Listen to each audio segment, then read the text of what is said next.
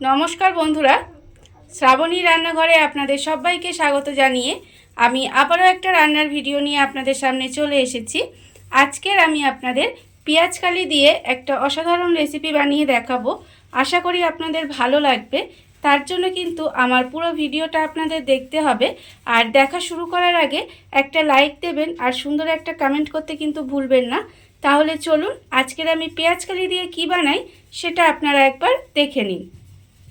রান্নাটা করার জন্য প্রথমে আমি এখানে দেখুন গ্যাসটা অন করে একটা কড়া বসিয়ে দিয়েছি। আর কড়ার মধ্যে দিয়েছি আমি সর্ষের তেল। এখানে আমি রান্নাটা সর্ষের তেলে করব, আপনারাও চেষ্টা করবেন সর্ষের তেলে করার। তার কারণ সর্ষের তেলে করলে রান্নাটা খেতে বেশি ভালো লাগে।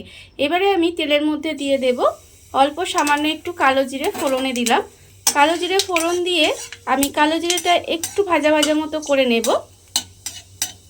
কালো জিরেটা যখন ভাজা হয়ে যাবে তখন আমি এর মধ্যে দিয়ে দেব পেঁয়াজ কুচি। এখানে আমি একটা মাঝারি সাইজের পেঁয়াজ একটু সরু সরু করে কুচি করে রেখেছি, সেই পেঁয়াজটা কিন্তু আমি তেলের মধ্যে দিয়ে দিলাম। দিয়ে এবারে পেঁয়াজটাকে প্রথমে একটু খুব ভালোভাবে ভেজে নেব। পেঁয়াজটা কিন্তু গ্যাসটা লোতে দিয়ে একটু ভালোভাবে ভেজে নিতে হবে।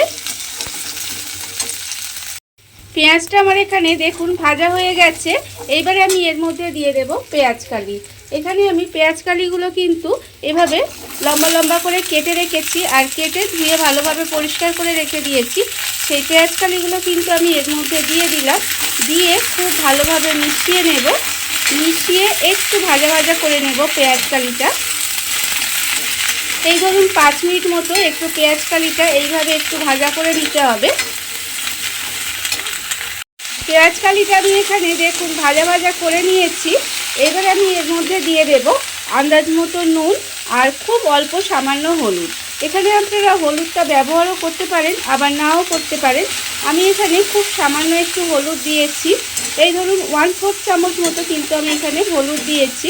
এবারে নুন আর হলুদটা দিয়ে আবারও কিন্তু খুব ভালোভাবে মিশিয়ে নেব। মিশিয়ে এইভাবে একটু ভাজা ভাজা মতো করে নেব। করে নিয়ে এবারে কিন্তু আমি এর মধ্যে খুব সামান্য একটু জল দেব। খুব বেশি জল আমি কিন্তু এখানে দেব না, যেহেতু পেঁয়াজকালি খুব নরম আমি কিন্তু সেই জন্য এখানে খুব অল্প পরিমাণে জল দিলাম। দিয়ে এবারে ঢাকা দিয়ে এইভাবে একটু রান্না হতে দেব, যাতে পেঁয়াজকালিগুলো খুব ভালোভাবে সেদ্ধ হয়ে যায়। গ্যাসটা লোতে দিয়ে ঢাকা দিয়ে আমি বেশ কিছুক্ষণ এইভাবে রান্না হতে দিয়েছিলাম। দেখুন এর ফলে কিন্তু পেঁয়াজকালিগুলো আমার ভালোভাবে সেদ্ধ হয়ে গেছে। এবার যখন দেখবেন পেঁয়াজকালিগুলো প্রায় সেদ্ধ হয়ে এসেছে তখন আমি এর মধ্যে দিয়ে দেব, দেখুন এখানে আমি রেখেছি 1 চামচ পোস্ত, 1 চামচ চারমগজ আর 1 চামচ সাদা তিল, আর রেখেছি এখানে 4টে কাঁচা লঙ্কা, সব একসঙ্গে বেটে রেখেছি। সেই বাটাটা কিন্তু আমি এর মধ্যে দিয়ে দিলাম।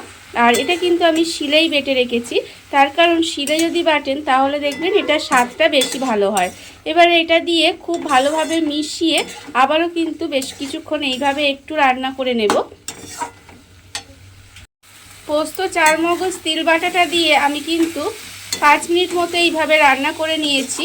দেখুন রান্নাটা কিন্তু আমার প্রায় হয়েই গেছে। এবারে আমি নামানোর আগে ওপর থেকে দিয়ে দেব একটু কাঁচা সর্ষের তেল।